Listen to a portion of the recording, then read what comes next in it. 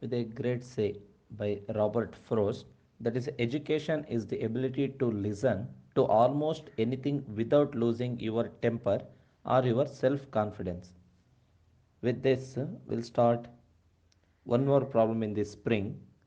The statement of the problem is like this: design a helical spring for safety wall.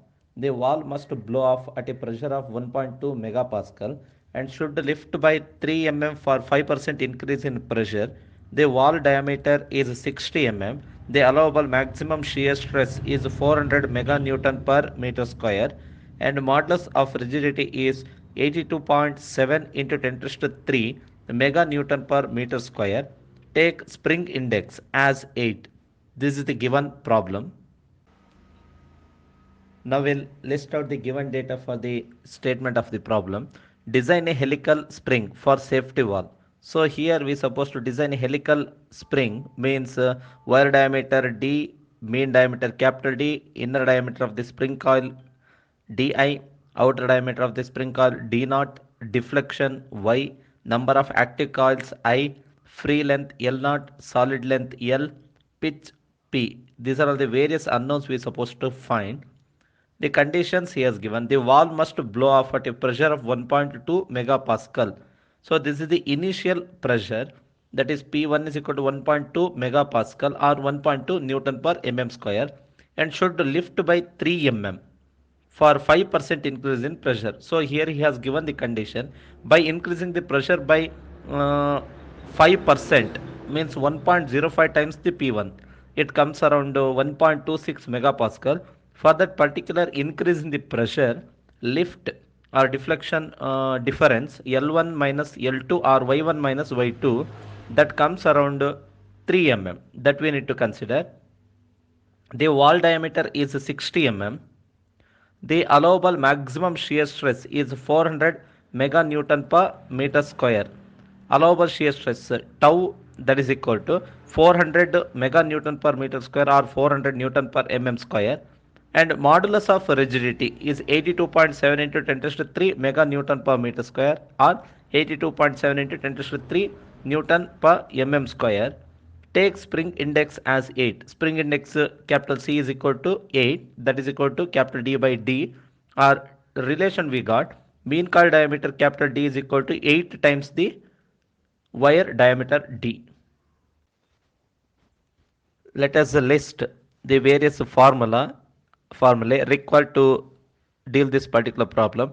So the unknown is design of spring, means we supposed to find various unknowns. So D, capital D, Di, D naught, I, Y, L naught, L and P. These are the various unknowns we are supposed to find. Now we'll find initially. So wire diameter D, that can be evaluated by using shear stress equation, that is equation number 11.1c, page number 169, and the equation is shear stress tau is equal to 8 into FDK divided by pi d cube. And here capital K is unknown, that is wall stress correction factor, that can be obtained by using a relation wall stress correction factor, that is equation number 11.2a, page number 169, and the equation capital K is equal to 4 times the C minus 1 divided by 4C minus 4 plus 0.615 divided by C. After getting this value K, we have to substitute in the equation. Before that, we have to get the value F. Here F is nothing but for the either initial or maximum. So generally we'll consider for the maximum force only. And mean diameter of the spring coil D, that can be obtained by using spring index equation. Spring index C is equal to capital D by D, or ratio of coil mean diameter to diameter of the wire. And outer diameter of the spring coil Di, inner die of the spring coil Di, that is equal to capital D minus small d, and outer coil diameter D naught, that is equal to D naught, that is equal to capital D plus D. Number of active coil I is equal to question mark, that can be evaluated by using equation 11.5a, page 170, that is deflection equation Y, that is equal to 8 into FD cube I divided by GD raised to 4. And F naught, one more equation to find the value of F. F naught is equal to F by Y, that is equal to F2 minus F1 divided by Y1 minus Y2. Here Y1 minus Y2 is nothing but L1 minus L2, what we have considered earlier. That equation we are supposed to use. So this is equation number 11.14D, page number 173. Next, spring scale or rate of stiffness can be evaluated by referring figure 11.4, page 170. From that relation we have F1 by Y1, that is equal to F2 by Y2. Next unknown is free length, that is denoted by L naught, that can be obtained by using equation 11.8a, page number 174, and the equation is L naught supposed to be greater than or equal to I plus 2 into D plus Y plus A. Next, solid length L, that can be obtained by using equation L is equal to I plus 2 into D, or pitch P, that can be evaluated by using equation L naught is equal to I into P plus 2D. These are the various equations that we supposed to make use to design the spring. Soon after listing given data and formulae, we'll move on to the solution. So first unknown, that is design of spring in that wire diameter D, that can be evaluated by using shear stress equation. Tau is equal to 8F into D into K divided by pi dq. We'll call that as equation number 1. Now we'll try to find individual unknowns. So wall stress correction factor K, that can be evaluated by using equation K is equal to 4C minus 1 divided by 4C minus 4 plus 0.615 divided by C. Here center distance he has given, that is 8. We'll substitute the same, we'll get the value K is equal to 4 into 8 minus 1 divided by 4 into 8 minus 4 plus 0.615 divided by 8. So we are getting wall stress correction factor K is equal to 1.18. Now pressure at safety wall, that relation we supposed to use, since force we don't know. So by using the initial pressure equation, P1 is equal to F1 by A1, or F1 is equal to, we'll get P1 into A1, or F1 is equal to P1, that value is 1.2 Newton per mm square, that's 1.2 into pi d square by 4. Here diameter is nothing but diameter of the wall, that is 60 mm.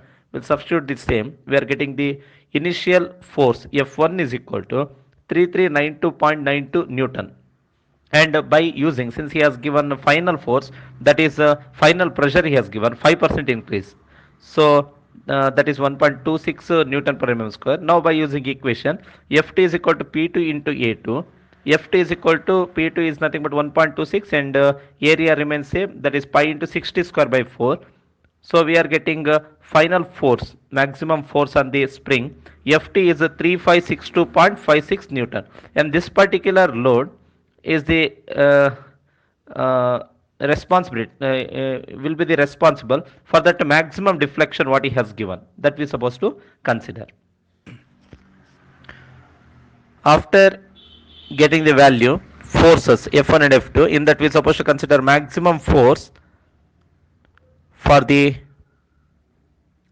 equation. In that equation F is equal to F2, so equation 1 becomes shear stress 400, that is equal to 8 into force, that is F2, 3562.56 into 8 times the D into 1.18 divided by pi d raised to cube.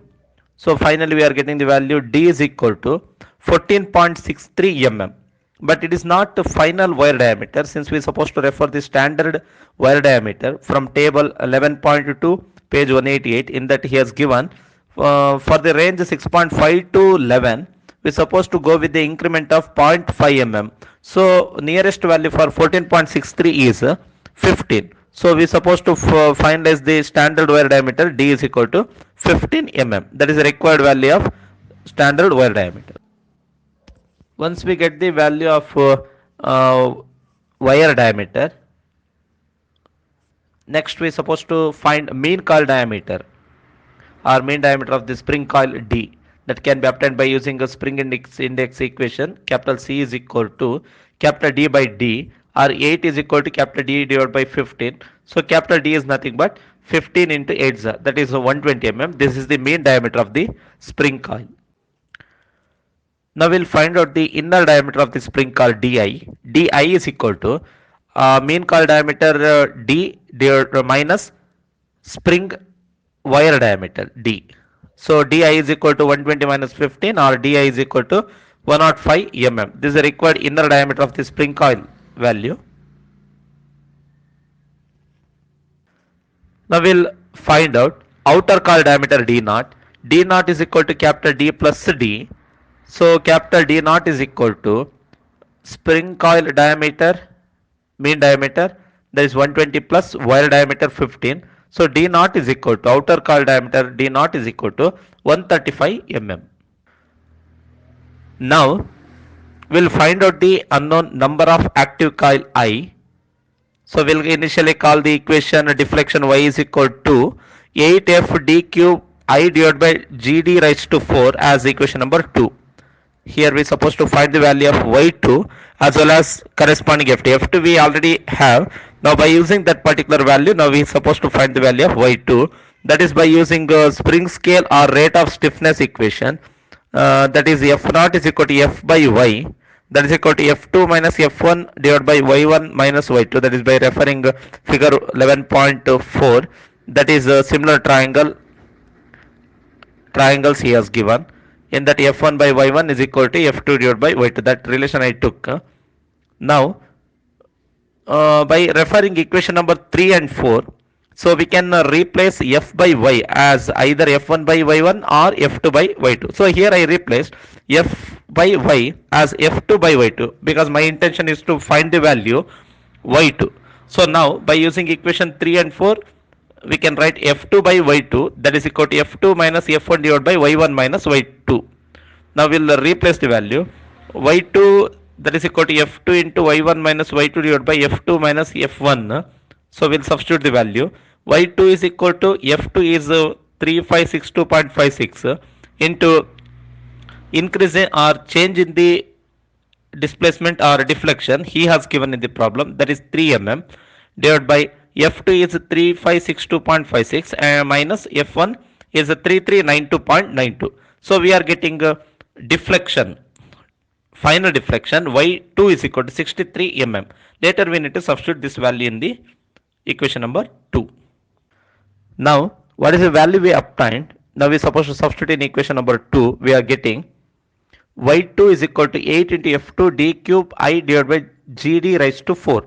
So now we'll substitute the value. Y2 is 63, 8 into f2 is 3562.56, and here d cube divided by d raised to 4, capital D cube divided by small d raised to 4, that I took as d by capital D by d as spring index c, so whole cube divided by d is going to remain. So that I replaced in terms of spring index. So capital D cube by small letter d cube, that is spring index cube, that is 8 cube into I divided by, in the denominator only diameter d is going to remain. So 82.7 into 10 to the 3 into 15. By simplifying this, we are getting number of coil I is equal to 5.35, or that is equal to 6 coils. This is the required number of coils or number of turns of the spring. Next unknown will be free length L naught, that can be obtained by using equation L naught supposed to be greater than or equal to I plus 2 into D plus Y plus A, and we'll call that as equation number 5.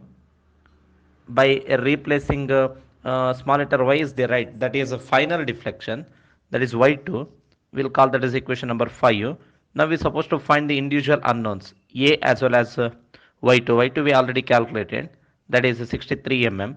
Now we will evaluate the value of a, so we'll call that as equation number 6. A is equal to x into d into I. Now by referring figure 11.6 page 174, since the diameter we got 15 mm, which is greater than zero point 0.8, now we'll go for that bottom curve. For the corresponding value of spring index C is equal to 8, so I will get the value as around 1.19, that value I have taken. Now we'll consider the same. Now we'll substitute this in equation number 6. We are getting the value a is equal to x into d into I, that is 0.19 into 15 into 6. So we are getting the value a is equal to 22.8 mm. Now we'll substitute that particular values in equation number 5. We will get L naught supposed to be greater than or equal to I plus 2, that is 6 plus 2 into d 15 plus y2 that is 63 plus a is 22.8. So L naught supposed to be greater than or equal to 205.8 mm. That is the value of free length L naught. After evaluating free length of the spring, now we'll evaluate the solid length L. Solid length L is equal to I plus 2 into D, or L is equal to I is nothing but number of active coil, that is 6 plus 2, into diameter of the wire, that is 15. So we are getting the value L is equal to 8 into 15, that is 120 mm. This is the solid length L. Solid length L we got as 120 mm. Now the value of pitch P that can be evaluated by using equation free length L naught is equal to I into P plus 2D. Now we'll substitute the values. We'll get L naught is 205.8, that is equal to I is number of active coil 6 into pitch that we supposed to find P plus 2 into diameter of the wire, that is 15. By simplifying this, we are getting the value pitch P is equal to 29.3 mm. This is the required answer. By this, we came to the conclusion of the solution of this